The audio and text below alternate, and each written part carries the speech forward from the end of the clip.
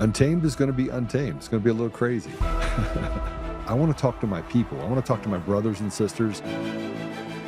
We can have grace and humility in how we interact with other people.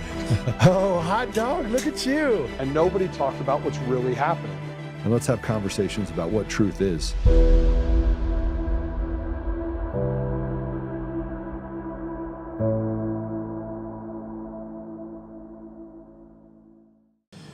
Hey, good afternoon. Sorry I'm late.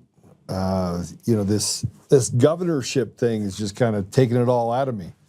And but we got a lot to talk about today. We've got a couple of guests. We got one. It's probably one of my favorite guests to ever come on the show, and we're going to talk about oil and what's happening in the region with Iran and the implications of this. We hope that this is short-lived, but we don't know. And so Vince Lanci is a publisher at GoldFix. He's also a professor of finance. We talk a lot about gold and silver. He's been on before. And we're going to talk about this war. We're going to talk about what's going on right now. So Vince, welcome to the show. Joe, thank you so much for having me on. I appreciate the time. The timing is pretty important given what's going on in the Middle East. So should we just get into it? Yeah, I mean, look, it's weird. Oil's at $98. It goes up and down $10, $15 a day, it seems like. Yeah, I mean, like there's two tracks to this, I think, that are important for your listeners. One is the obvious track that you're discussing right now, and that essentially is that food prices will go up, fertilizer prices will go up, which will drive food prices up, energy prices are going to go up, and we're entering into a stagflationary environment. There's another parallel that's kind of eerie. Now, it's before my time and probably even before your time, Joe. But 1956 is when we had the Suez Canal crisis, and it was very similar to what we're seeing right now. Back then, Great Britain and France were trying to control the Suez Canal, and Egypt pushed back. And when they pushed back, Great Britain and France thought they could control it just pure military might. And what they didn't count on was the U.S. saying, we're not going to back you. We didn't back them. And so they lost.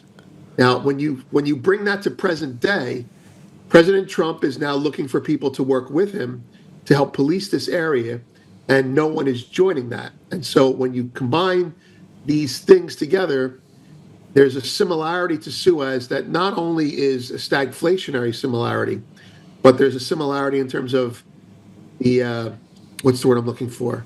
The sunset of an empire, because it was the Suez Canal disaster that basically showed the world that France and Great Britain were no good without our financial might behind them. And it may seem now that if we don't get someone to help us, we're going to be struggling to spending a lot of money, and again, feeding into the stagflation, and that on top of the fact that it is a war, and there's death, and it's painful, it's just we're going to be spending money we don't have. And so I know everyone is talking that it's going to be short. I don't think it will be short, and I don't think the effects will be short-lived, and I'm concerned about the future in terms of stagflation and prices. It's not reflected in gold right now, but we're talking about oil, and it's reflected in oil in spades.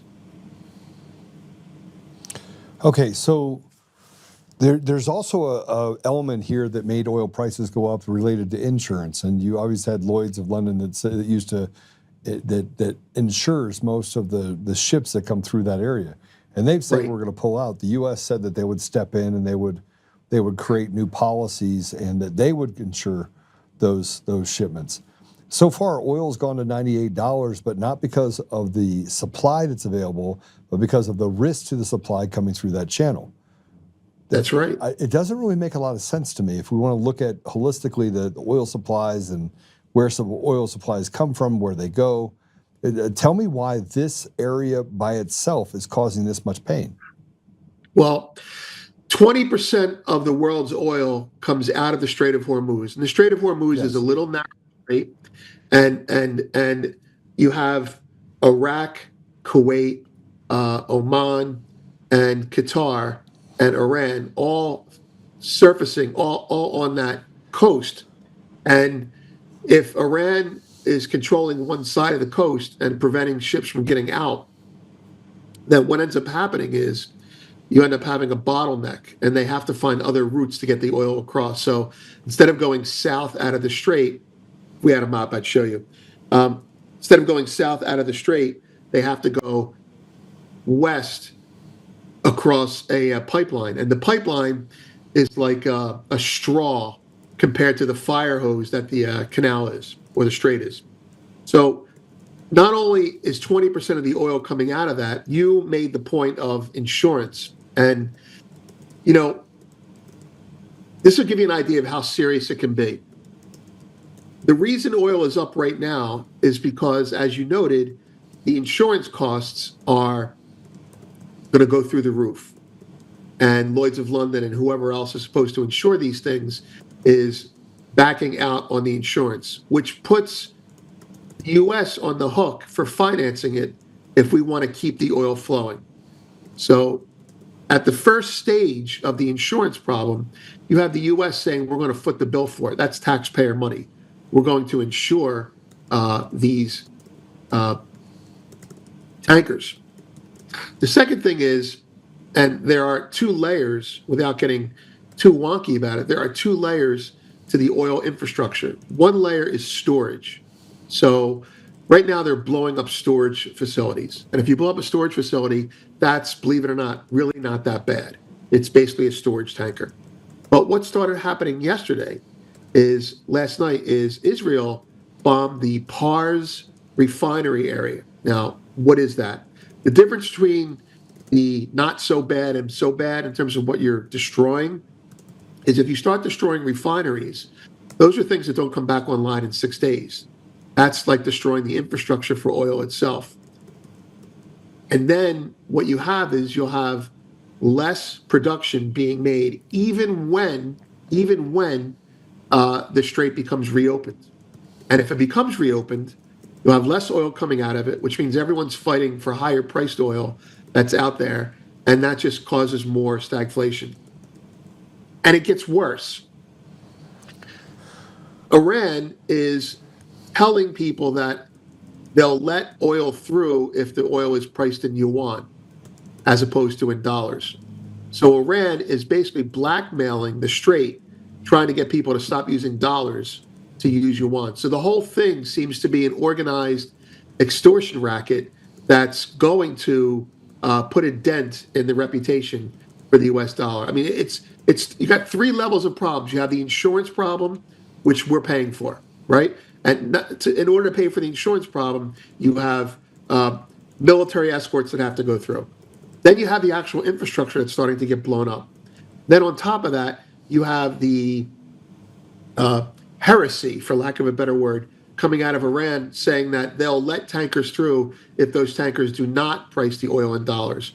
So we have I won't curse, but I'll say we have a cluster blank coming up right now. And I think it's going to get worse before it gets better. And oil market can rally $10 on the next news item, no problem at all. And $100 oil will be the support, not the resistance. And, you know, by the way, we talk about WTI, Joe, you and I, about oil.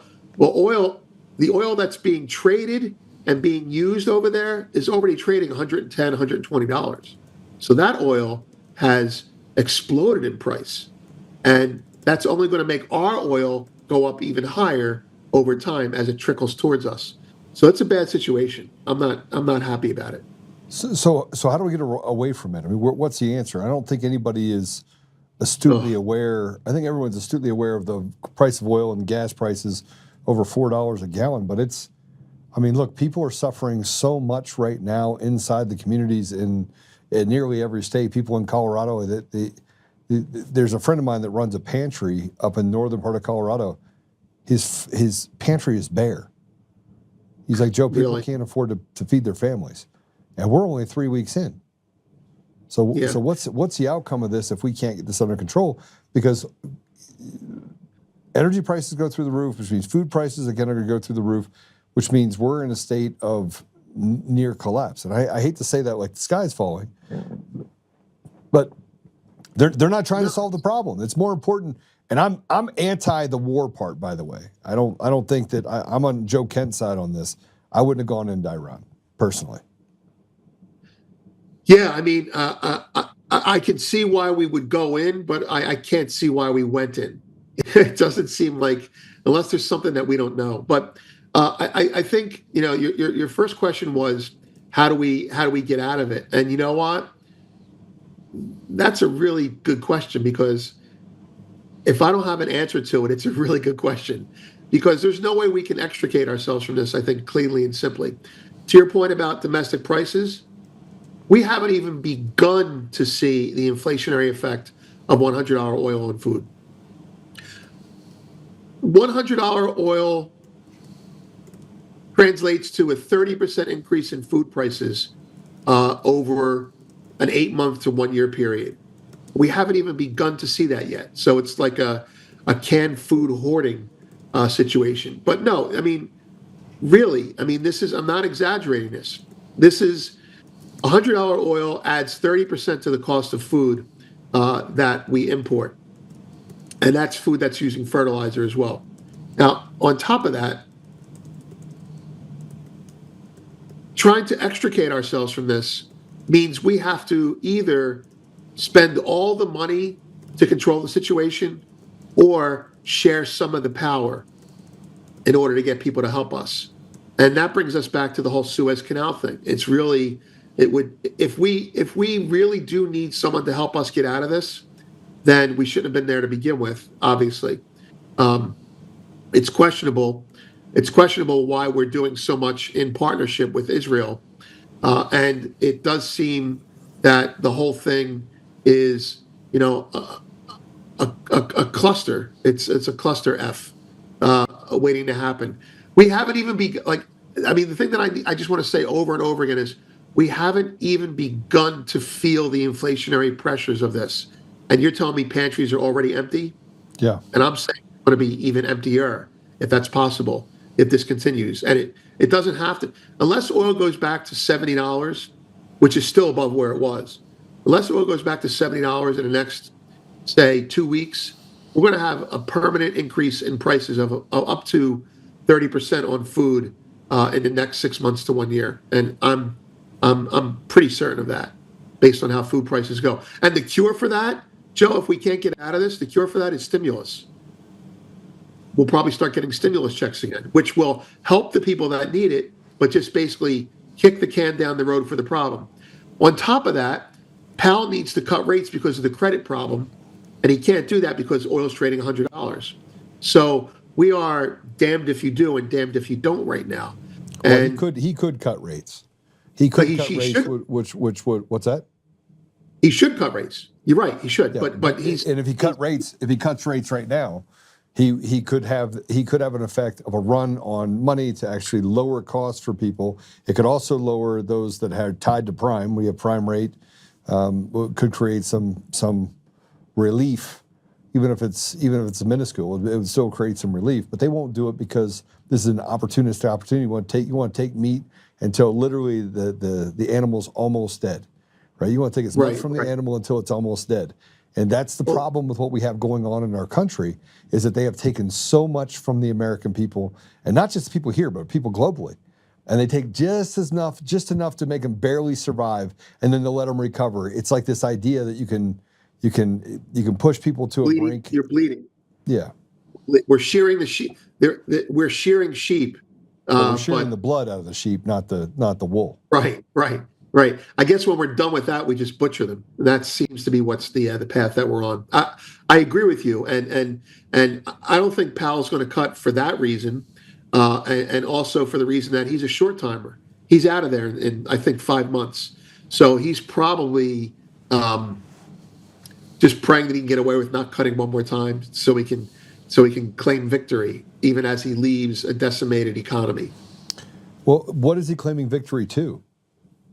Well, remember, he had to drive inflation to 2%. He doesn't want to lower interest rates. He doesn't want his legacy to be the guy who stoked inflation. And he probably feels that whoever succeeds him Trump will influence into lowering rates. So he's going to do nothing for the next 3 months, in my opinion. And then whoever comes on after him is going to cut rates. That's how it went down today at the FOMC, based on how he acted there as well. So, do you think he's doing the bidding of like World Economic Forum? You think he's tied into all that whole deal?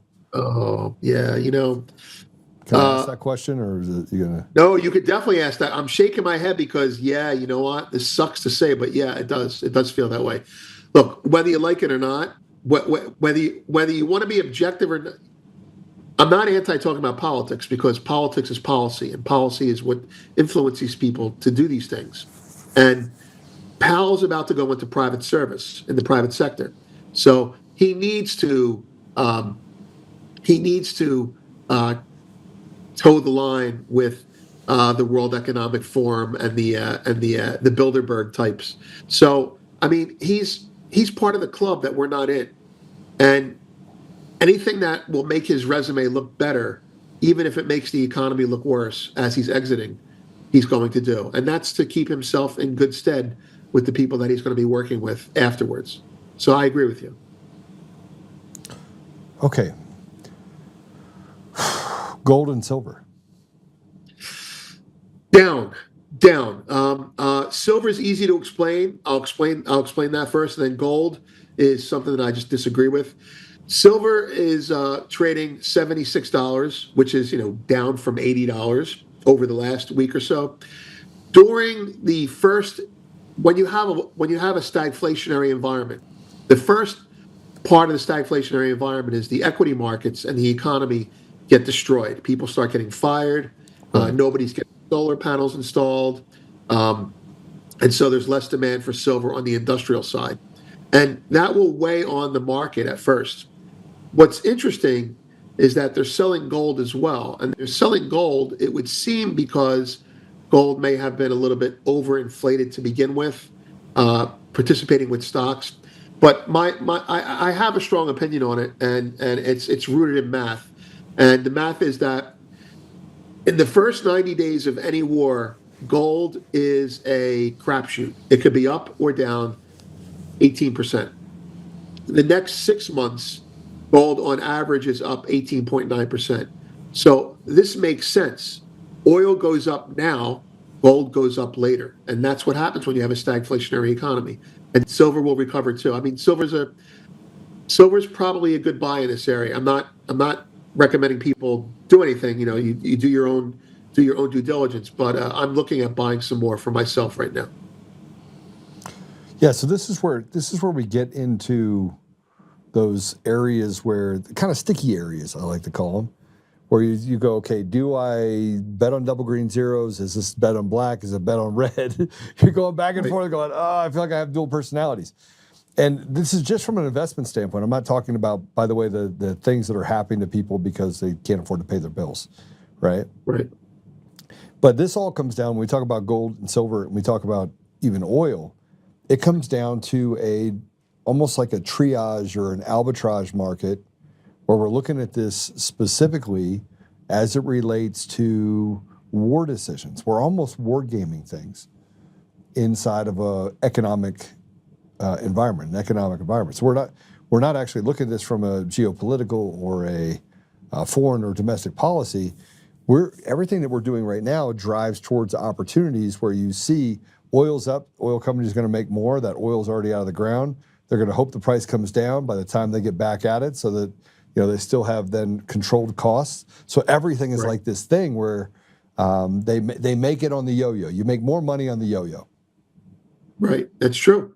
The your comment about the triage is interesting, because that is what's starting to happen. Domestically, people are going to start making decisions that are going to affect them on a day-to-day basis. So what the price of oil does today determines how many miles I drive to go pick something up. Now, on the oil company thing, it's interesting because when we had a crisis in the 70s and 80s, oil companies were not as well run, right? And miners were not as well run, and as a result of that, producers didn't have enough production, and so after the first round, they actually suffered. But now the bigger companies like Exxon, well, they don't just drill for oil, they make the gasoline. Excuse me.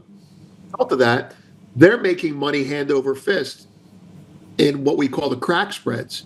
So they have the oil, but they also own the refineries. So every refinery that shuts down in Iran makes the refinery that Exxon owns that much more valuable. And the price of fuel and diesel go up that much more. Not to mention that you use jet fuel when you're over in a war, and that's not helping the price of things either. All right, so they get it under control. I think they just got an agreement. I just saw they had an agreement where some of the countries that said they're not going to get involved are now going to get involved in making sure that the Strait of Hormuz is going to be will be protected. Right? Is that what I just saw? I haven't seen that, but that's something that we were asking for. So yes. So do you think makes that'll sense. ease oil prices? Because I saw all the things that said we have a deal, we don't have a deal, we have a deal, we don't have a deal. All day, Right, exactly. oil prices been going like this. Exactly. No, it's exactly what happened. It opened lower. It went $2.70 higher, and then we have a deal, and then it was down $1 on the day. So yeah, right now it's like you said, it's on a yo-yo, and the yo-yo is. But to answer your question, do I think this will help oil? I think any news that comes out about oil that is helpful, even if it doesn't foster in the long run, will give us temporary relief. But I don't see the relief as anything more than temporary, unless all the other Gulf states turn on Iran. And it's possible that they might. I just don't see how we're going to have them do that overnight. It takes time. Here's the problem. Saudi Arabia is not going to turn on Iran. You want to know why? And they don't particularly like them because they're actually benefiting from $90 oil. This smells eerily familiar to 2008, 2009, when the predictors were that oil was going to hit 130, 140. Well, economically, this is definitely rhyming with 2008, 2009. There are three things that happened before the crash and the great financial crisis. Right. One was oil prices went to $140. That was the first one. The second one was interest rates were going up. The Fed refused to cut rates when they should have, especially the ECB. Europe made it even worse. And the third thing is you had a credit problem, and the credit problem was subprime back then. What do we have now? We have oil approaching $100 on the way to 130. We have a Fed that refuses to cut rates, and we have a credit problem, which is showing up in the private equity area, private credit. So it's humming the same tune, and I think there's a problem that could happen if we don't have cutting. We're going to have either we're going to have stagflation or we're going to have recession. Both are bad. That's what I think. Anyway, so I agree with you. There's a lot to be said about the 08 parallel. Well, and the 08 was largely manufactured in advance of that. If you say 08, but I mean, we knew the problems were happening in 07 if you just look back at it, because in 2007, remember, you remember what Bush was saying in early 2007, everybody go buy a car. That's right. He's going to solve the problem. We're just going to sell cars. Everybody's going to buy a new car, and we're going to give you some benefits for doing that, and you're going to jumpstart the economy. Right. That's right. You remember that? Don't stop shopping. Yeah, don't stop shopping. It was like it worked after 9/11, so they were talking about it in 08 as well. I remember that. So it was November of 2007. I wrote this memo that said consumer confidence is at an all-time high. That was a lie, but they said it was at an all-time high. And I was like, 2008 is literally going to be the great collapse. And I remember my buddy sending the memo back to me because I wrote it for this plan that I was doing for an investment. And he goes, "How did you know?" And I was like, "I actually didn't know. I just predicted it based on all this stuff." It was like the perfect storm. We had never had all these things happen all at the same time at these highs, except for in the 1920s and early 1920s or late 1920s and even early 1940s. So it was predictable. Well, that's quite a call. I wish I had made that call. I wish I would have done something with it. Yeah, I know. How do you? But what could we have done? Short housing? Short How do you do house. that? You could have just short everything at that point. I mean, you could have just made I money know. just saying, all right, what are you going to short? The whole market. It doesn't matter. Just pick something. That's a Yeah. good point. Bear Stearns. Right. Bear Stearns is fine, Jim Cramer said. He did. Remember that? Yeah, he did. That was his big thing. Don't take your money out of Bear Stearns. They're fine. They're solid. That's his claim to fame now. That's like, what in my opinion makes him a financial hack. So, well, he did it again. He did it with the Silicon Valley Bank, SVB. Remember? He did. He was pimping it. He was pimping it 3 weeks before they actually went insolvent. I mean, he's so chronically wrong. I mean, I don't want to just make this a hate fest, but he's so chronically wrong that I have to think that he's been tasked to make these statements to make people calm, like to hold everyone's hand when things are getting worse. I feel like he's part of the problem. Well, there's no question. I mean, there's no question he's a part of the problem. I mean, it's pretty obvious. Okay, so we've got. I mean, I only got you for another couple more minutes. What do you think President Trump does at this point? You think he pulls back on some of these war things, or you think he finishes? Oh, Jesus! That there's the whole taco trade. People talk about he'll chicken out. I think he's beyond chickening out, and I think he can't get out of it now if he wants to. If he gets out of it now, he loses a lot of face, and China looks at us very weakly if he backs out now. So I don't think. What does he do now? Well, let's see. He's worried about midterms, so he's going to jawbone things more. Maybe he'll talk about a stimulus check of some sort. Affordability. The key word is affordability. There'll be the Affordability Act or something like that. There'll be an emergency stimulus check. I mean, I'm not married to that idea, but I know that they're thinking about it. They have to be thinking about it. A tax credit for people for energy. But with regards, that's domestically. But internationally, behind the scenes, we have to be giving something up that we don't know about yet to be getting this stuff done. Like, what are we giving to get the other nations to help us? Like more fighter jets, higher oil. We're giving something up. This isn't free. Whatever we're getting out of this that you're identifying right now isn't free. I wonder what we're giving up to get it. I don't know. I don't know what he's going to do, but I don't think he's going to chicken out because he's too far into this now. It's definitely a chicken out situation.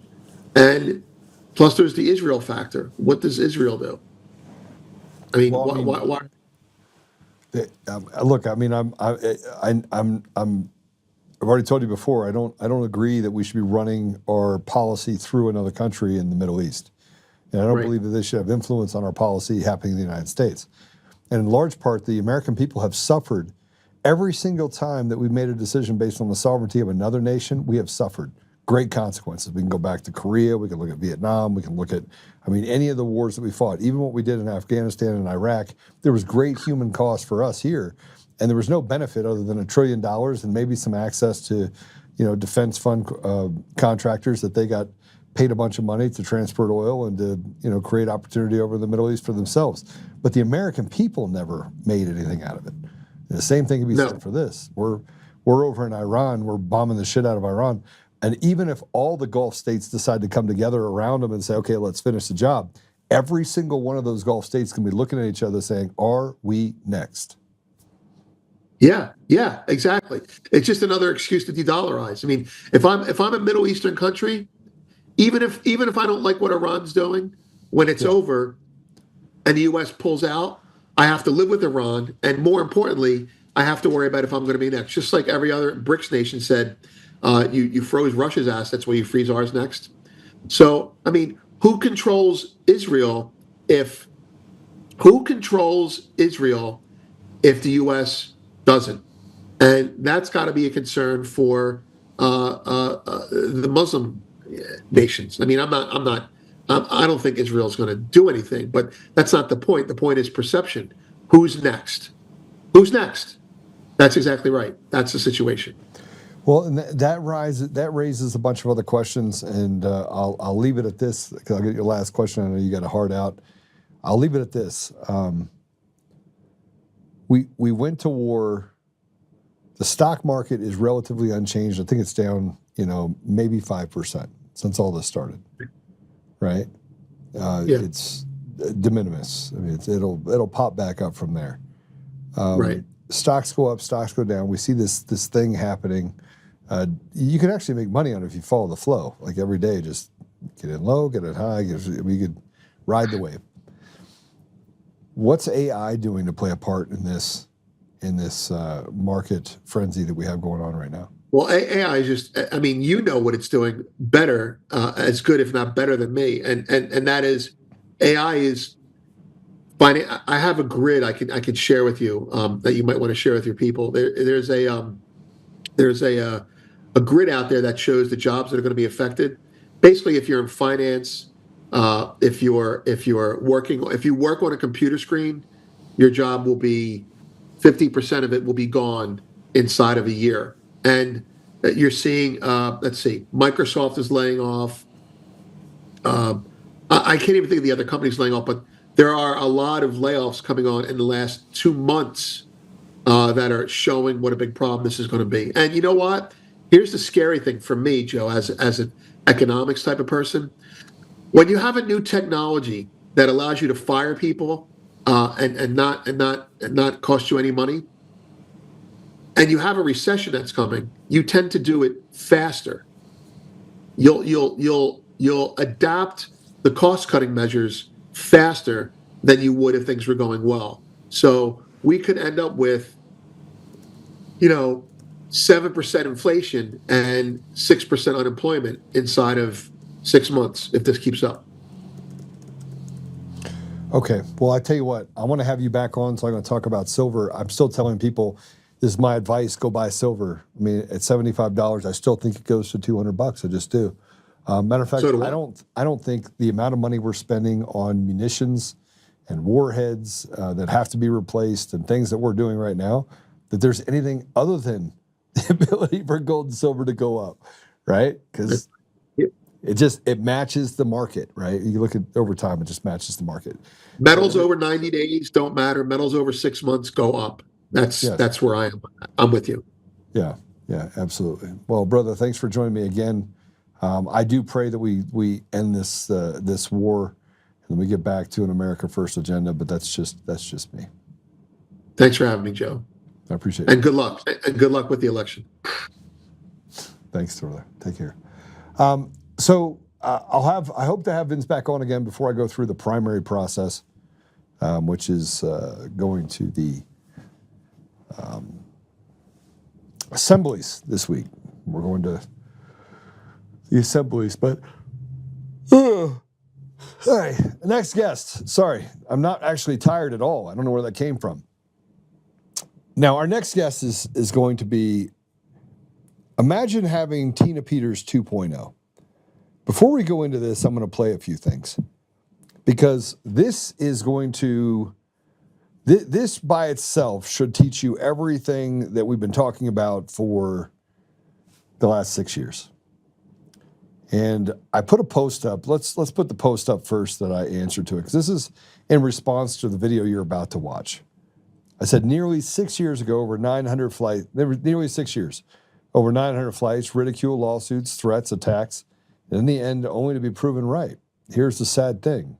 Glenn, Solomon, nearly all the talking heads were silent and contributed to the ridicule and shaming against the truth. I'm grateful for the final realization, but let's be honest. We had the proof 5 years ago, and they believed the mainstream media called us crazy, and now it's bigger than politics. You don't say. Let's hear Glenn Beck. He decided he's singing a different tune, a tune that most people should have been, but they weren't. They were cowards. And in large part, this will be the second go-through that Glenn Beck has been a coward. And I don't think he's a coward meaning that he's just any different than most cowards. Most people don't have the courage to stand up and speak the truth and be authentic about it. Most people don't have the ability to do what I do every single day. I've been this way for the entire time that I've been out there in the public eye. Even before it was Joe Oltmann, when we had this pseudo name that we used, Joe Otto. I was still out doing the same thing. I was speaking the truth and talking about the truth when I worked over in the Middle East and Africa. I spoke the truth. I worked the problem. And in our society, we don't work the problem. And if I go back to the time of Glenn Beck, and remember when Glenn Beck had the 1 Million Man March, he was going to go into Washington, and he chickened out. He chickened out because, well, I don't know, because sometimes, you know, you just don't have courage. But let's hear it from him. He's going to talk about the 2020 election. Let's hear it from him. By April 2020, U.S. intelligence knew something explosive. China had gained access to American voter registration data across multiple states. Not ballots, but names, addresses, driver's license, partial social security numbers. Think of this, how dangerous this is. They have your name, address, driver's license, and social security number. Do you know what could be done by fraud alone? This is the kind of data you don't need to change a vote. You need it to influence vote, to impersonate, to target, to manipulate. And they didn't just take it, they analyzed it. China took it, they studied it, they mapped American voters like a battlefield. When you have this kind of information, they can influence what you read, what you see, all the time. Here's the part that's really frustrating. Our government knew this in 2020. There were clear intelligence reports that we're just finding out now. In 2026, there were briefings. There was even a presidential daily briefing that talked about it. Congress wasn't told. The American people weren't told. And according to whistleblowers, now even the president of the United States wasn't fully informed, but I don't think that guy knew his shoes were on at times. The reports were blocked, they were buried, they were hidden, and at the same time, you were told something very different. You were told this election is the most secure in history. There is no real foreign interference to worry about, so don't question it. How is that possible? How is that possible? China is harvesting voter data. Chinese-linked groups are running influence campaigns. Not was, are. Thousands of fake driver's licenses are being seized, mostly from China. And an FBI intelligence report raising concerns about fraudulent mail-in voting schemes, that's pulled back. Told to be deleted. And the day after testimony said, nothing to see here, nothing happened. No, there's nothing happening. Let me be clear about something. There is no smoking gun like this. The voting machines were hacked. Not like this. That's not the story. This story is much more dangerous than that, because you don't need to hack a machine when you can hack people. Here's the question that our press should be asking. How is it we can secure our nuclear weapon systems? How is it we can secure our military networks, our SWIFT global banking system, our intelligence infrastructure all around the world, but we cannot secure my ID and my vote? Don't tell me it's too complicated. Don't tell me it's too expensive. Don't tell me it's impossible. We put a rover on Mars. We track trillions of dollars across continents in milliseconds. Milliseconds. We can verify your identity to open a bank account, board a plane, buy a house, but voting, that's too hard. What? No, it's not that we can't secure it. It's that for some reason, and maybe I should check Punchbowl News, for some reason, the people in charge don't want it secured, which leads to the only question that matters. Why? Why? Because you're a slave. That's why. They don't want to get to a place where you have free and fair elections. Look, the SAVE Act, you got these clowns out there that's saying that it's going to disenfranchise voters.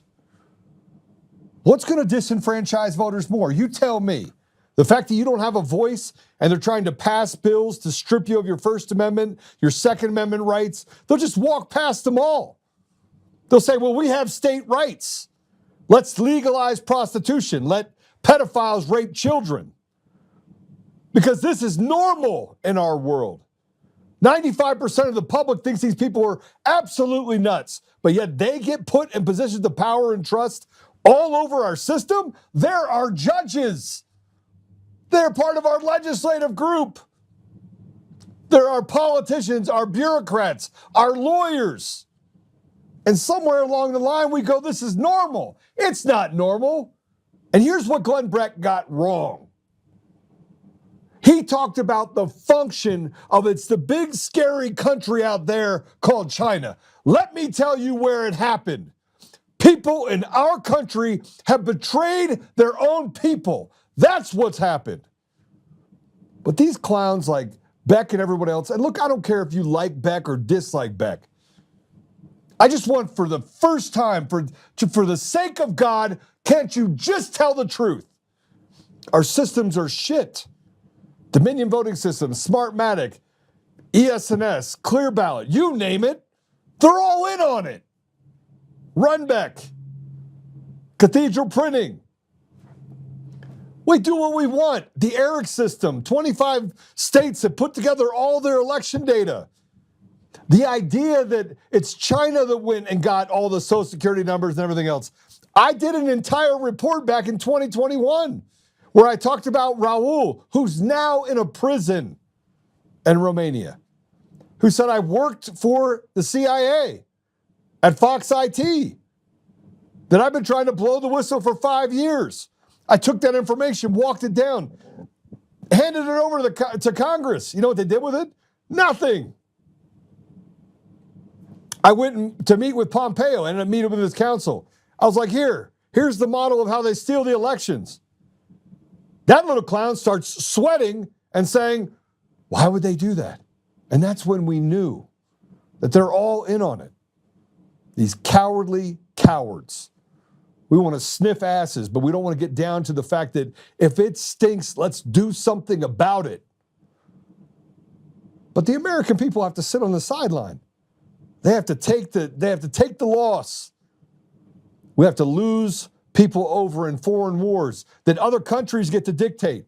All because we don't have a system where you get to choose your representative government. But they get up there and they say it all the time. We're a democracy. The fuck we are. We're not a democracy. We're a constitutional republic.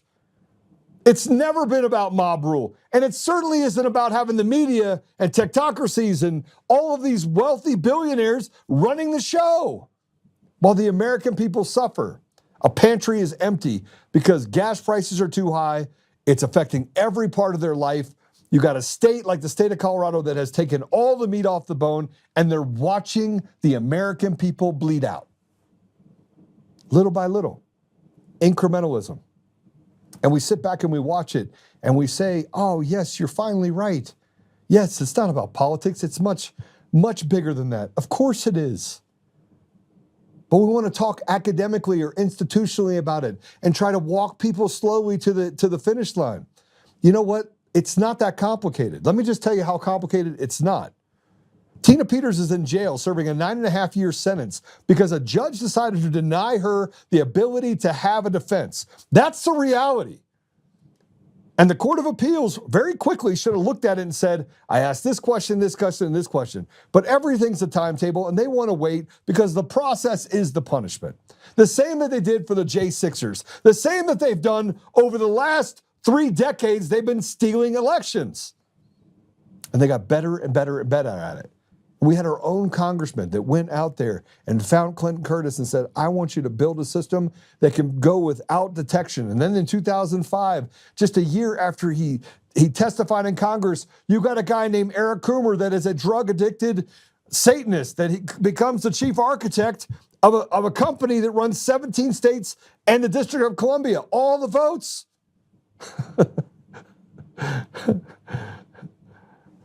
And for 15 years, they use a guy that's super smart, that knows how to build math. And he goes and sells it and pimps it. And he does all this stuff. And he finally comes out because he's the big dog. And they feel like they took everything. And he's like, hey, don't worry about it. Trump's not winning a second term. We took it in 2018. Look at this. We put the Democrats in charge. We're going to finish the job in 2020. They knew that he was popular with the people. Democrat, Republican, Independent, it didn't matter. People were tired of being slaves, and they could feel it, and they could see it. And the biggest enemy to the government they had ever seen, and to these people, the judges, the lawyers, the Eric Coomers, the Dominions, the David Bellers, all of these people, the biggest enemy to the people that wanted to destroy everything about opportunity, the people. And they stood up on January 6th. And they said, this isn't right. We want a redress of our grievances. But they couldn't even do that right. They had to send government in and say, let's antagonize these people and shoot them in the face. And then when we're done with it, we'll call it an insurrection. And then we'll arrest a bunch of them. And we'll let the process abuse them yet again. Over and over and over again. And for the next 6 years, you got guys like me. You got guys like Mike Lindell, who I don't agree with. There's no PCAPs. There's no space lasers coming down from China. There's just people that are betrayers, seditious betrayers inside of our own country that, just like Judas, sold out the country for a bag of silver. And here's what they didn't count on. They didn't count on us. But inside this movement, we've built this this political world. We've politicized everything that we've done. And inside of it, we built these little fiefdoms of people that say that they're patriots. They walk around, they spew the ridiculous like Julie Kelly. And you got Dan Bongino says, if you only knew how bad it is. Well, tell us. Wow, I'm not allowed to. Oh, by the way, I'm going to quit and go back to being a podcaster. And in the middle of that, he makes sure he picks up the phone and calls Chris at Rumble and says, I want you to censor this guy, Joe Oltmann. And don't tell me that's not what happened. Everybody can see it. And no matter how much truth I actually put out there, and there are others that do the same, this same little group of morons that move through the influencer market and forget about the very reason that they should be doing this to begin with. Nobody pays me to be on this podcast. Nobody pays me to fly all over the country, over 900 flights. And privately, they're like, man, this guy Joe's got courage. He's got balls of steel. While publicly, you got the same little people like the hairdresser, Sharona Bishop. A hairdresser. The reason why Tina Peters is in jail. Walking around saying, we're going to prop up this guy. The bipolar storyteller. All the way from Texas, come to Colorado and tell you again what you're supposed to think. And by the way, it all plays a part in it. The betrayers that just want that bag of silver for themselves. They want that power. They want to, and then you have people that are out there actually really fighting the fight. Doing it for the right reasons, unselfishly. And they're the ones that take most of the punches. They are.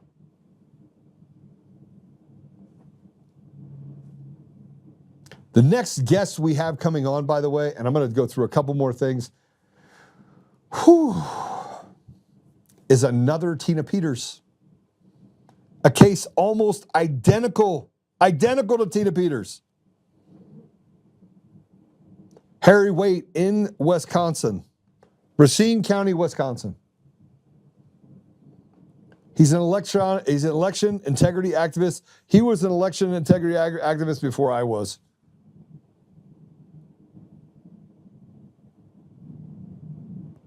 He runs a watchdog group called HOT, Hot Government, Honest, Open, and Transparent.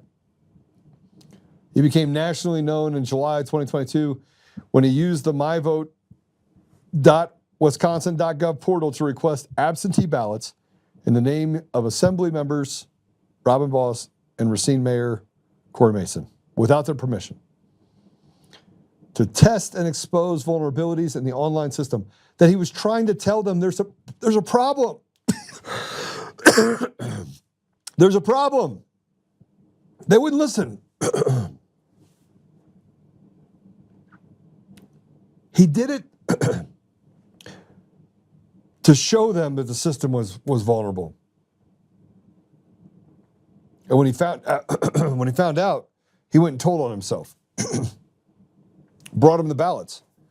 Said, see, we've got to fix this problem. This is just another way that they're stealing the voice of the people of Wisconsin. Another whistleblower, and you know what they did? They went after him in court. The sheriff wouldn't charge him. I said, what are you talking about? There's a massive problem. He came out publicly and said there's a massive problem. But no. The Wisconsin Department of Justice on September 1st, 2022, because why would you let a slave tell you what's broken in a system that takes away the voice of the people you're trying to enslave? 2 felony counts of unauthorized use of an individual's personal identifying information. 2 misdemeanor counts of election fraud. Currently defending himself in the Walworth County Circuit Court. He rejected a plea deal. He had to plead guilty. You know, I remember that when they came after me, they're like, Joe, I broke open a corruption case in Colorado years ago. And, you know, because I'm a fighter, I don't like people doing bad shit to people. I just don't. And they're like, here's a speeding ticket, basically. So, you know, here's the equivalent of a parking ticket. And I was like, do I have to say I'm guilty? They're like, yeah. I said, pass. I'll take it to court. I spent $100,000 and I won. I not only won, I won a huge settlement. Because they came after me on one side and I was like, listen, that's why I am 1,000% committed to doing the right thing. And I don't care how it ends. It's really simple. Galatians 4:16, am I the enemy because I tell you the truth? And if I'm your enemy, so be it. But I'm going to continue to tell the truth, and I don't give a shit if you like it or not. That is what politics should be about. It should be about the people. So we're going to have Scott Milheiser. He's a Wisconsin-based political activist, commenter, longtime voice on election integrity and government accountability. He's on. We have Harry that's on.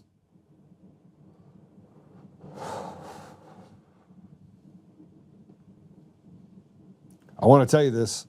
Scott ran as a Democrat in the Wisconsin State Assembly in District 41 in 2010. As a Democrat. This is not a Democrat or Republican issue.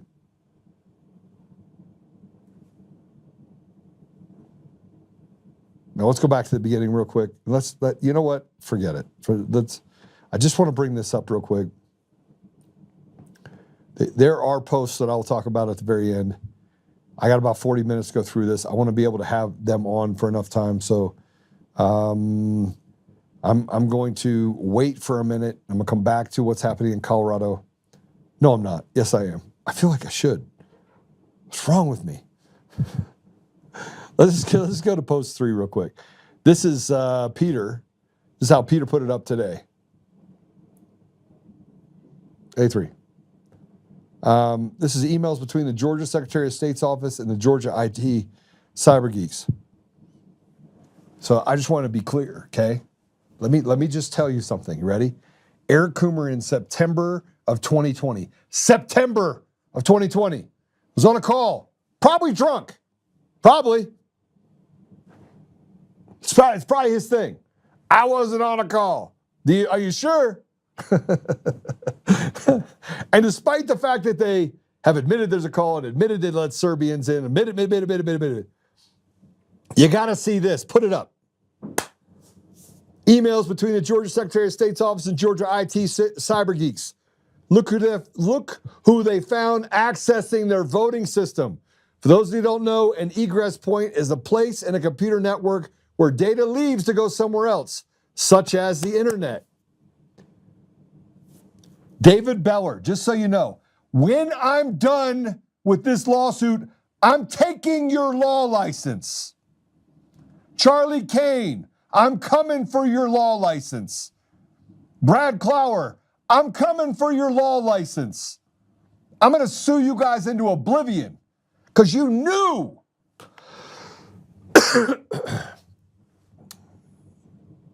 And by the way, for those who think that I'm not okay, I am totally okay. I'm totally okay. Here's what you need to understand. There should be accountability for evil. Let's just look at this. What does this say? What does it say? Oh, I got to put it up on my little screen thing here. This is the craziest part about the whole thing. This is in October 21st. This is at gatech.edu. Oh, shit. Those look like egress points. Let me check something. Comes back, he goes, Dominion voting. You know what that means? Dominion voting system's in the system. In October of 2020, before the election, do you know what happened in Georgia? Is anybody paying attention to what happened in Georgia? As you put the pieces together, it becomes very easy. You got a guy that literally in the primary, his name's Eric Coomer, was the spokesperson for Dominion voting system saying, we just had to do an update. He's out there selling and pimping the product. He's giving people access, Serbians, access to the system. I don't write the code. No. Hey, don't worry about Trump, though. He's not going to win. I made effing sure of it. 3 days after the election, they didn't even call the election yet. Why is it important? Because there's not a whistleblower in this entire environment, from the FBI whistleblowers to the IRS whistleblowers to the people that came forward on the elections, whether you be in Georgia or Pennsylvania, or you have Stephanie Lambert, you have Matt DePerno that are still having problems up in Michigan, and we know what's going on there. And now we're going into an election deal, and they won't pass the SAVE Act, and you have this trash out there right before it in Georgia. When Little Boy Blue, the head of strategy and security, whose information out of the case for Dominion v. Patrick Byrne shows that he was intimately involved in what can only be described as criminal activity, who perjured himself in a grand jury investigation that led to President Trump himself being charged in Georgia by Fani Willis. Eric Coomer, still walking around. Oh, that's right, he's not. He left the country. This is what is disgusting about the fact that they knew. They knew. The government knew in 2020. Georgia knew. The governor of Georgia knew. The Secretary of State of Georgia knew. The Georgia Bureau of Investigations, when they confiscated the shredder truck, knew. The FBI, they knew. Chad Wolf at DHS knew. Pompeo knew. Bill Barr knew. You know, the only people that didn't know was the media, and that's because they were designed to cover up the crimes. Take it down. Put up Break the Chains. This is all going to lead into our conversation with Harry and with Scott. All of it. Colorado switched to mail-in ballots in 2013. In 2013, they went to mail-in ballots. 91% of ballots in the state of Colorado, mail-in. The list is here's the part you need to understand. The list is so long, but if you look at this list, it becomes impossible not to understand what is happening in our country. Impossible. Let's go through it, shall we? Oregon, 99% of mail-in ballots, 99%. Washington, 98.5. Hawaii, 92.5. Utah, 91.5. Colorado, 91.3. California, 80.8. And do you want to know the one areas that are the 80.8 that are not mail-in ballots happen to be the most conservative areas? Arizona, 74%. Vermont, 64%. Indiana, 53%. District of Columbia, 51%. Since Colorado went to full mail-in ballots, thanks to a guy named Wayne Williams, the betrayer on the Republican side that brought Dominion voting systems to Colorado and tried to sue every county and bully them into using only one system, Dominion voting systems. 3 counties rejected it. They won. I don't even know what the payday was for old Wayne Williams, but it had to be good. And the one thing he did do is he sold his soul when he did it.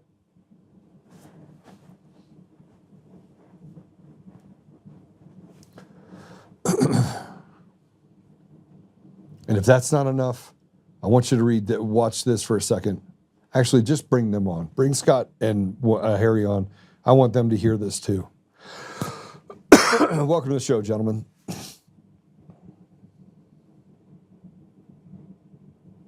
You need to unmute yourself.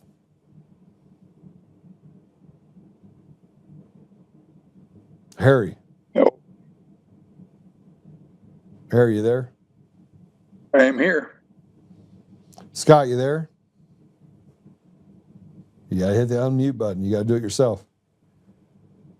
I can send a Democrat over to help you. Harry, they gave you probation. You've gone through a lot over the last 4 years. I got it.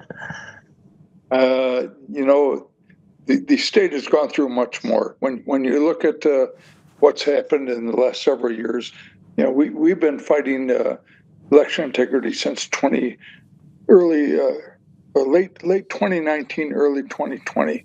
So we started with our, and it's been a battle since then. So when you have to fight government, I'm a believer. I see Scott sworn his shirt, but I believe that tyranny has got to. What's the term I use, Scott? Sorry, I suffered a stroke, so I don't want to use that as an excuse. But tyranny, what's the word I use?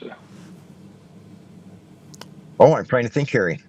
Harry, Right, tell everyone you suffered a stroke. Getting off of this train would have been really easy for you. They basically said no harm, no foul. It would have. Yes. Live out the rest of your life. And you said what, Harry? I said no deal. I said we've got a republic to save, and we got people all over the state that fight harder than I do. And so I was in a position to tell the government that there's no deal, that they either discharge us or we go to trial and trial. And in the trial, you have a judge in this case. This judge is saying you don't have a defense, and even though you were trying to whistleblow on a program so they would fix the problem, which, by the way, have they fixed the problem, Harry? No. My vote, there's still no username or password required. Anybody around the world can order anybody's ballot and have it shipped somewhere. So they've done nothing. I see an issue. The really. We have this. This is you holding a ballot that he obtained through using the Wisconsin voting website. Let's put that up real quick. This is you holding the ballot. Now this is pre you having a stroke, by the way. That's correct. And look, nobody fought harder. I got to tell you, I remember coming out there. Nobody fights harder than you have, right? And you're what's that? Well, we have a lot of good people. When you look at hot government, it's all volunteer, and we have people all over the state. So we've grown quite a bit. And these are all volunteers, and they all want election integrity, and they know it's not there. But then you have the Racine Sheriff's Office, I'll put that up there, contacted the complainants who have reported the vulnerabilities to the fraudulent voting system. And he puts this up, and it basically says that you basically turn that stuff over to the sheriff's office, and that there are grave concerns. Like, he put this up there. He didn't put that up there as like, oh, I'm gonna come after you. He put it up there because he wanted everyone to know the voting systems being used had this vulnerability, right? That's correct. In 2021, he had issued.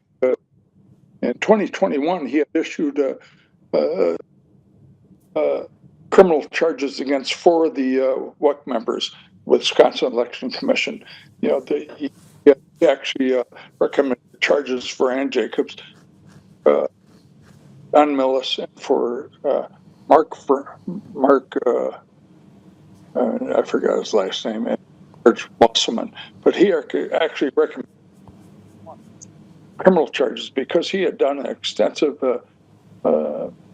investigation that used Eric Dell out of Minnesota, and realized that the commissioners had voted something very illegal, and so he recognized that the DA and the AGA would not follow his recommendations. So they didn't follow the recommendations. The sheriff said that those people should be charged with a crime. That's correct. He made the recommendation to the DA's office, and the DA's office said what? Said we're not going to charge fellow government officials.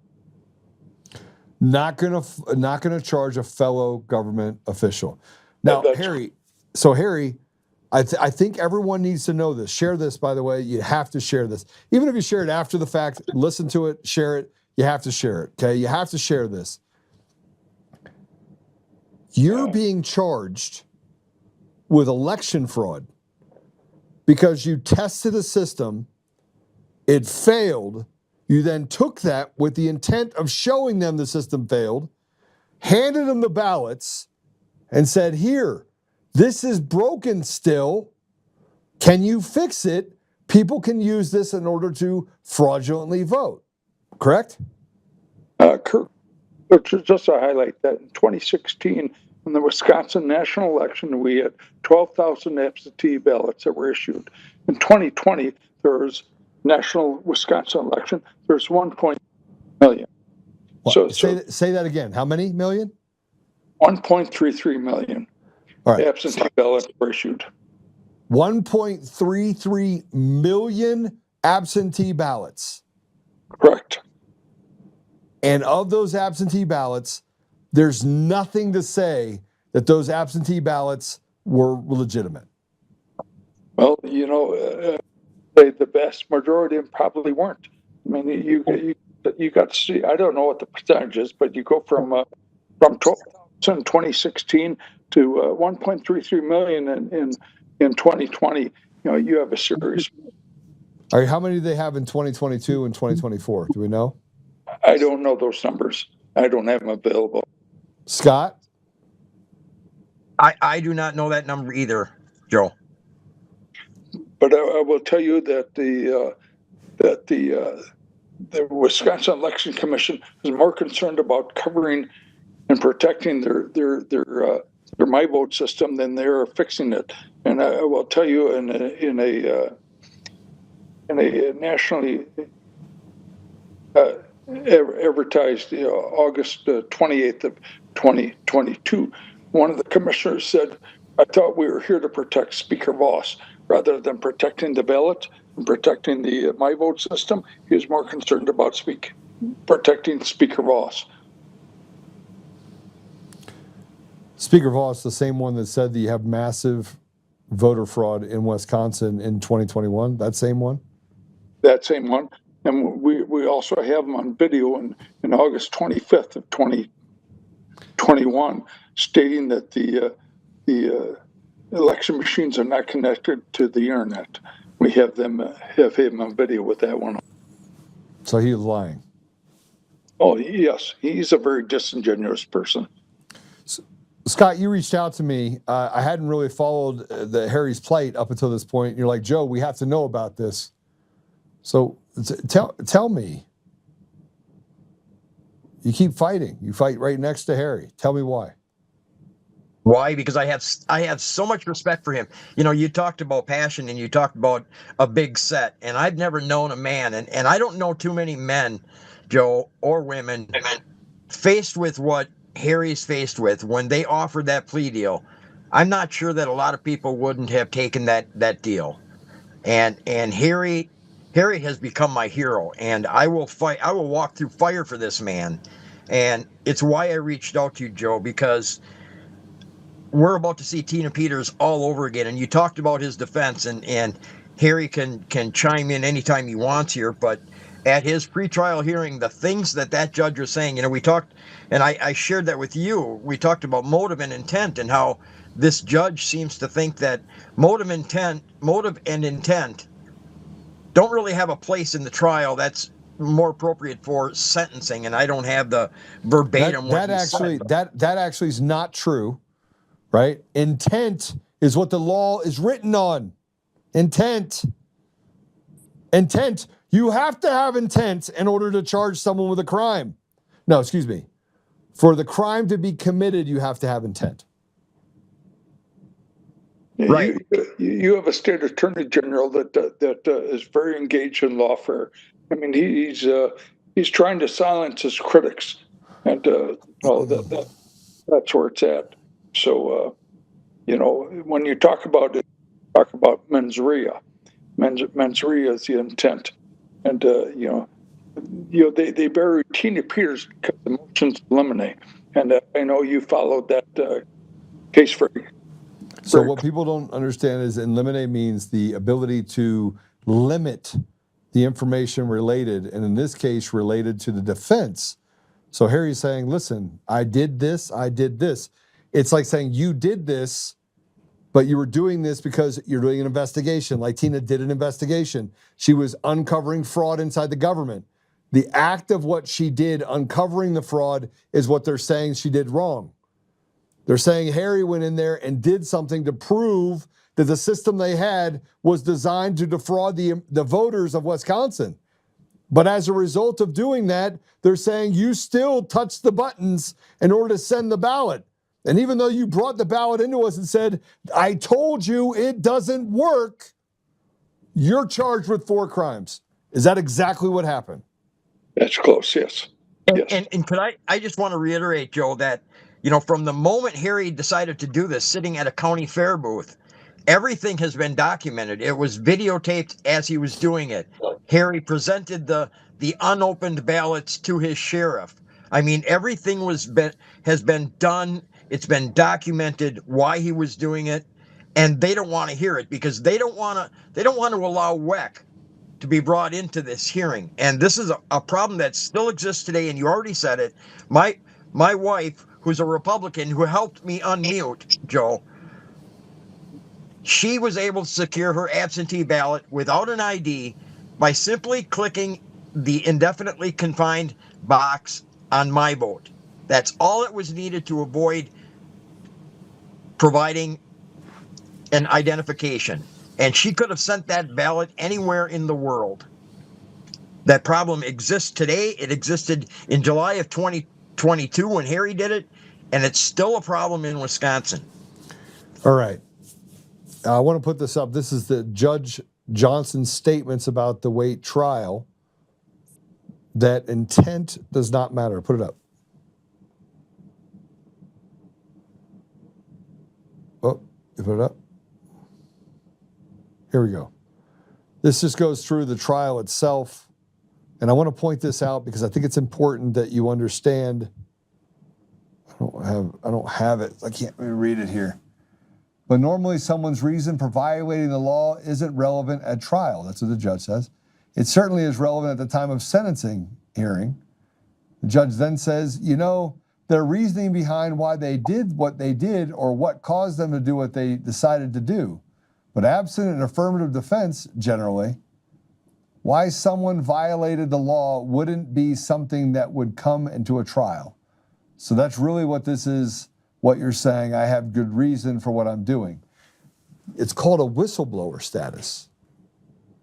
You're whistleblowing on a system that they will not fix.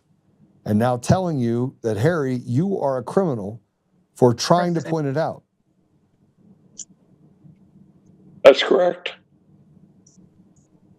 And I will also add that that this same judge who said this, wanted to suggest that by allowing this in, he would be setting a precedent for other criminals to steal identity and when they're pulled over for speeding, to avoid getting a speeding ticket, and challenging the police officers that they would do their due diligence to prove the identity of the person. I mean, this is how absurd this has gotten. It's crazy. Okay, so how do we get to the bottom of this? When's the trial? Starts Monday? Starts Monday, 8:30 a.m. Who in here has do we have the address? We have the address on Monday? It's 717 Wisconsin Avenue, Racine, Wisconsin. It's the law enforcement center. I might actually get arrested for screaming in a thing on Monday. Hold on a second, checking something real quick. What am I doing Monday? It's 7:30 on Monday? 8:30, I believe. I'm not sure. It'll be jury selection, but 8:30 to 5 is scheduled both days. Let's get an address. Give us the address. Give us the address right now on the show. What's the address? 717 Wisconsin Avenue in Racine, Wisconsin. All right. Who do we have that we know that's in Racine? Anybody? You're in the comments and you know people in Racine. I need you to comment. I'm going to try it. Who knows that area? Anyone? Give me some comments. Who's in Racine? Who is listening right now that's in Racine? That's a great phone number. Their phone number over there is 262-636-3332. Who's there? You could bring a camera and be in the press area. I might do that. Who's going to meet me there at the trial? I might send someone. I might go myself. I have to see. I have to see. But I'm telling you right now, who's there? Who's there? I'm there, Joe. I hope that you can help us round up thousands of people to be there, because that's what we need. If you're in Wisconsin right now, you're part of an organization and you're not doing something right now to make sure that you cancel work on Monday and Tuesday to be in that courtroom and be loud and proud, I don't know what to say. Reader 55, you better get there. You get 10 people, Reader. Get 10 people and you get there. Get there. Hellcat, where are you at? How far are you away? How far? If you're within a couple hours, you should get there. How many people can we get to Racine, Wisconsin, to 717 Wisconsin Avenue in Racine, Wisconsin, and get there at 8:30? We get there a little early, 7:30, 8 o'clock on Monday. Be prepared. Take this. And I can tell you, Joe, that on our way, my wife and I, we will be picking up the People's Governor, Tim Rampton, and his wife, because they will be there. So come on down and join us. It's going to be we need to raise some hell. 2 days, guys, 2 days. Take off 2 days of your life and be there for Harry. Every time that judge says something, you guys need to get loud. He's going to say, I'm going to clear the courtroom. We're disgusted by it. These rotted black robes. We're disgusted by them and the rotted attorney. They're all attorneys, by the way. They're all part of that little club, this little demon club. Harry, you're going to go through and you're going to violate every bit of the in limine. You're going to violate every bit of the part where they tell you you're not allowed to talk about it, and you're going to talk about it, aren't you? Well, I'm going to do what I can. You know, I hired a very good attorney named Joe Bugney. He's mad. He's also been covering Michael Gableman, if you remember that name. I know Michael Gableman, the Supreme Court Justice, yes. Correct. He's also, his group is also doing Jim Trupis. He's a very good man, and he has a very good strategy. But, you know, as I told, with the corrupt government officials, and, you know, he's got to play ball. he's got an attorney license that they can sanction. Things get too out of hand, but they don't like me because I try to go pro se whenever I can. They're not going to sanction you. Here's what I'm going to tell you to do, Harry. You ready? I'm ready. I'm going to rename you Harry Big Balls. Wait, it is Harry Big Balls. Wait, and the fact that it's Harry Big Balls should tell you everything you need to know. Well, funny in May of 2023, you and I kicked out a couple protesters up in the Avery, Wisconsin group. I don't know if you remember that time in Avery, Wisconsin, but yes. It was May of 2023. We escorted some people out. Oh, you remember what I did? I remember. Yeah, I threw his phone on the ground. Pulled out his pocket, threw it. Dared him. I dared him. Yeah, I was gonna punch that guy flat in the throat. I was ready. Yeah, and the police officer walked out. He's like, "Hey, you walk away." And I was like, "No, I was just waiting for him." Yeah. That was actually a good day. Yeah, it was a very good day. Yeah. So we got a couple people. We got let's see here. United Him says, "I'll tell my cousins." Good. Hellcat Charlie, you need to get out there. You used to just making a trip, go out there. See what other comments we got here. We need to fill the room. How many people? I don't know. 1,000? Make it difficult on them. Yeah. Make it difficult on them. And then be prepared to go into the courtroom. Every time the judge talks, say, shame, shame, shame. Shame them. I'm bringing people. That sounds great, but I think you have to also maintain pressure to Tina Peters because she's a paid civil servant. She really did a great job. Listen, we're not nobody wants Tina out more than I do, Harry. I know you why? Do. I've been watching it. For two reasons. I have some selfish reason too. I was joking about it when we were there the other night. So I pay Tina a salary, have for years, right? So I need her to get out so I can stop paying her a salary, at least a salary for having to be in jail, right? So it's a sacrifice that my wife and I have made. We've done this for years. We do it so that she can keep her house, keep her things. So I laugh about that. It's kind of a joke that I say with Tina, but the reality of it is I'll do it for 9 years if I have to. I pray to God that we're willing to do things that we're supposed to do in order to make sure we take care of Tina Peters, which we have not done. Doing that because she's a very important person. She did her job, and I know she has great support. But there again, a crooked judge and a crooked DA did the motions eliminate and really denied her due process of law. You got is that Harbridge? Is that the Harbridge I know? I've been sending the dates to everyone. Okay, good. Jen says we have one person that's driving 6 hours one way that's going. That's people from northwest side of Wisconsin. There's a lot of good people in Wisconsin. There's a ton of good people in Wisconsin. Yeah, there really is. And you know why I'm coming? I might not. I'm just trying to make sure I can get there Monday or Tuesday. I'm going to get there, but you know why I'm coming? I need a Kringle. Yeah, they got. I need a Kringle, Harry. If you guys don't know what Kringles are amazing.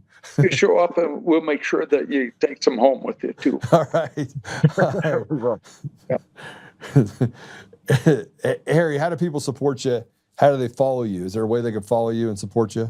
Well, Scott Milheiser has his own show with AJ the Rip Rabbit Hole, and Hot Government. People could follow me in Hot Government to see what we're doing. But pretty much, I've taken this as being something that, and you know this well. It costs you a lot of money to do what you do, and I've asked for no funds from anybody because I'm doing this because it,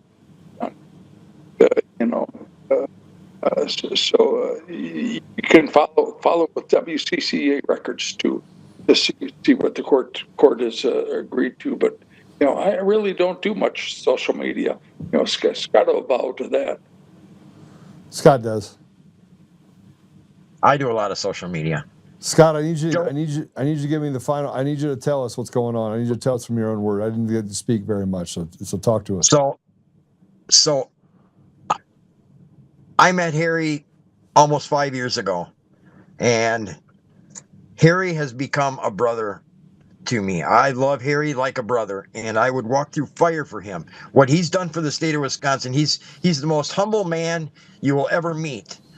I've seen Harry at his best physical condition, and I've seen him when he had his stroke, and I've seen how hard he has fought back to get to the point where he can continue standing with us, fighting corruption, and making our election safe again. And I admire this man so much. And if you've never met Harry, Monday and Tuesday is the time to meet him. Come, I just need people in Racine to put the pressure on this system that we're not going to incarcerate whistleblowers like Harry Waite, like they've done to Tina Peters. We're not going to stand for it. And that's what I need. I need everybody to come to Racine and support this man. I don't think there's any other thing that they can do at this point that I would find more. I will tell you that at some point you have to do the right thing. So I'm asking you to do the right thing. Let's see here. God bless you all from Michelle in Polk County, Northwestern Wisconsin Patriots. Harry is so humble and a servant. You got a lot of support here, Harry. A lot of good people in Wisconsin. A lot of very good people. And fortunately, the majority of the people still go to the polls. So when you talk about 1.33 million absentee ballots, that means about 3 million people voted non-absentee, went to the polls. And, there's a lot of ground support. But, we've got to recover this thing. And, that's what we want to do. Well, I tell you what, I'm grateful for you, Harry. I will see you Monday or I'll see you Tuesday, but I will see you. And you better get your Kringles ready. Yeah, We'll have Kringles. Yeah, we'll get them. I love some Kringles, and I'll be battle ready when I get there. Hopefully, they don't arrest me for contempt of court. That would suck. They might. You'll be with a lot of good people. Well, I look forward to it, gentlemen. Thank you, Scott. Thank you for standing next to Harry and for being your brother's keeper. There's nothing bigger than that. No bigger honor. You, Scott. Thank you so much, Joe, for having us on and giving us a platform to share what's happening in Wisconsin with the world. Well, I am my brother's keeper too, and I think that's the thing we have to understand. So I'll check back in with you guys, and I'll see you guys Monday or Tuesday. Okay, thank you. Thanks again, Joe. Thanks, gentlemen. Whew. You know, we often, when we're on a podcast, we try to make it about clicks. I've been fighting against this for, man, it's been a long time, man. This is the crazy part about this is that we never seem to get to a place where where we actually solve the problem, because you always got someone trying to stand in the way. You got, John Thune. Now you have, what is it? Who's the Alaska senator? Merkel? No, Alaska. Merkel? Is it Murkowski? Yeah, Murkowski. Now Murkowski's standing against the SAVE Act. It's like a dog and pony show. They just move it around. What does she care? It's a ranked choice voting. Fixed system. They'll find a way to put her back in and reward her, or maybe they won't. They'll just give her a couple $1 million and make sure she gets her pound of silver. The entire system is rigged. It's rigged. It's rigged to the end. And I'm not just saying it's like we can't resolve it, because we can. We can resolve it. We absolutely can resolve it. But you guys have to be the ones to step in the gap too. So meet me in Racine, Wisconsin. I just came up with the idea that I'm going to be there. I know we're going to be doing a podcast from Racine, gentlemen. To do that Monday? All right, let's do it. Is it Murkowski's a Democrat? Is she a Democrat? I don't think so. No, they have a lone. Let me look it up real quick. don't want to misgender a senator.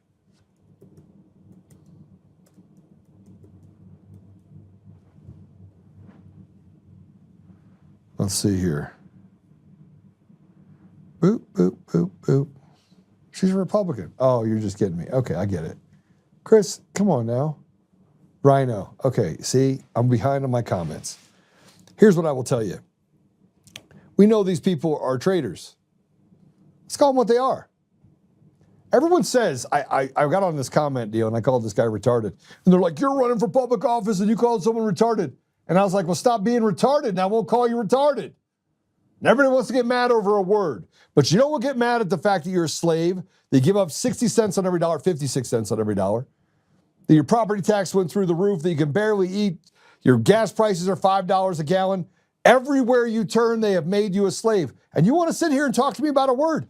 I don't want to hear it. Stop being retarded. I won't call you retarded. They're like, that's not government. You can't be a governor and say that stuff. I'm so sorry. Here, let me do it for you. I'm gonna do it for you real quick. Then I'm gonna pray us out. I want to invite all of you guys out, and I want you to know that we're gonna fight to make this the safest state in America. And what it's gonna take is gun control and letting prostitutes run everywhere, and they have to register with the state so we can be their pimp. Oh, and if raping children is good, you can do one child 3 times before you go to jail. So it's a holiday. Oh, and if you are, mentally defective, we're going to just let you out on the street, and you can do whatever you want and hurt more people in Colorado. Oh, and smile, camera, I am here for you, democracy.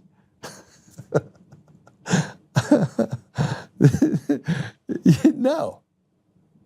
Now, I'm a warrior for the people. I've spent 6 years fighting. I'm going to continue to fight.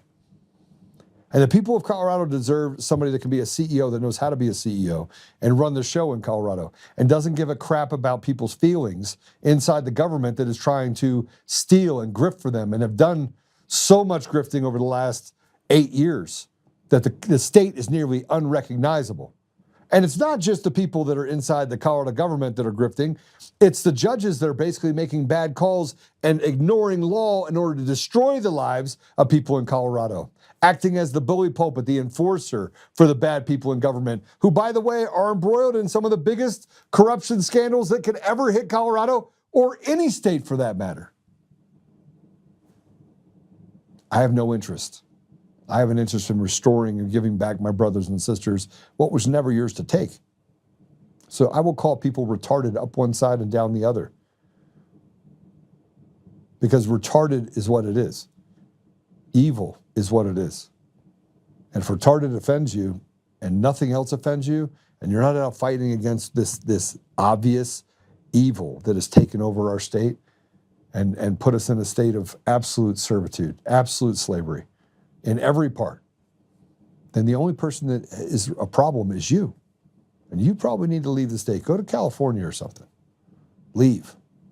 Because you're a traitor to the people of Colorado. I don't want to hear about it. I want to hear about some word. I want to hear about the fact that you're protecting our children and you're stopping this degradation. That's what I want to hear. And that's why the people in Racine and around Racine, and if you're in Wisconsin, you need to get down there and you need to support Harry. Because intent does matter, and being a whistleblower and showing them that their system is absolutely fraudulent should not lead to you being prosecuted and persecuted. That shouldn't be the case. All right. Let's pray it out. Father God, thank you for these amazing people. Thank you for Harry. Thank you for Harry having huge courage. You thought I was going to say something different, Father. I couldn't do that here. Father, we're grateful for our sense of humor. We're grateful for being able to smile at times where you just want to cry. We're grateful for the courage that you've instilled in us, the tenacity, the ability to stand together. We're grateful, Father, for the unselfish desire for so many to serve and for your blessing and protection that you put over us while we go out every day and do the things we know you want us to do. We also recognize, Father, that we have leaders and positions and there are a lot of bad things happening and good things that are happening that we think are bad. And And I just ask you to give us discernment, give us the ability to continue to push through this. More importantly, Father, I ask you that you would give us the ability to have grace on our fellow brothers and sisters. Democrat or Republican, Independent, doesn't matter. Help us so we may find common ground in a one place that does not involve any sort of evil deeds that would be done against people in our community. Help us land there. Father, I ask you to bless our leaders, bless President Trump, Tulsi Gabbard, and the other leaders in this cabinet and the people downstream that are actively fighting this war that, frankly, I think is wrong, but I also recognize that I don't have all the chips, I don't have all the cards. But help us, Father, that we may not fight battles for other people who have been doing evil things to other people for very, very long times. And help us, Father, that we may stay focused on the prize, which is restoration, restoring you to our country, to our community, to our schools, to everything that is the ethos of humanity. And help us that we may bring others to you, Father, and serve. Make service the thing that defines us most. I ask these things, Father. Oh, and I ask a prayer on Harry that when he goes in on Monday, they say, case dismissed, and they walk him out. That they do the right thing for once in their miserable lives, that they do the right thing. I say these things, Father, humbly in Jesus' name. Amen. Okay, Apple Podcasts, Google Podcasts, Spotify, Pandora, iHeartRadio, TuneIn, and more. Go there.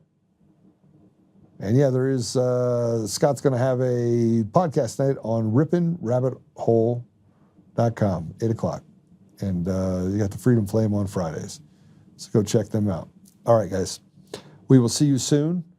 I got to write some stuff still for this governor stuff. But God bless you. And remember, it's not about you. Unselfish service.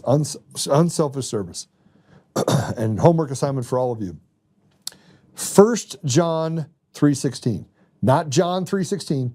1 John 3:16. Go ahead and drop it in one of my comments on one of the socials and tell me what it means for you. Any of my socials, Facebook, X, doesn't matter. Tag me and tell me what 1 John 3:16 should mean for you. All right, God bless you. I'll see you soon.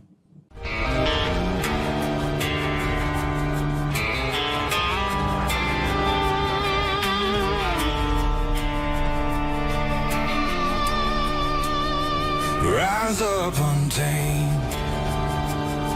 in the heart of the fight where the wild ones roam. Joe Oltmann's calling, bringing truth back home. From conservative daily to this untamed fire, we shatter the silence, lifting spirits higher. No chains can hold us, no lies can prevail. Authentic and fearless on this rugged trail. Patriots gather under stars and stripes. Untamed nation, igniting the night.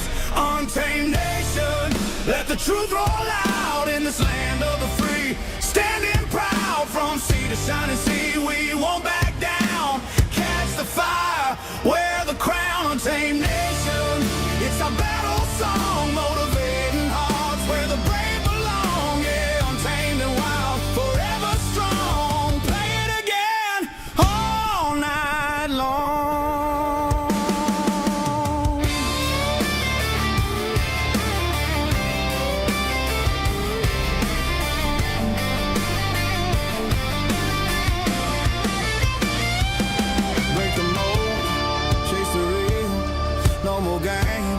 Time to heal.